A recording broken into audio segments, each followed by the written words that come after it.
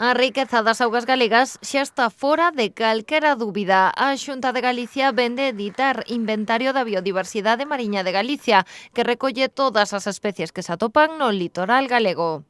En conxunto salen 6.372 especies. Decir que a nivel de toda España hai unas 11.000 especies, polo tanto en Galicia temos máis da mitad das especies que están descritas para toda España.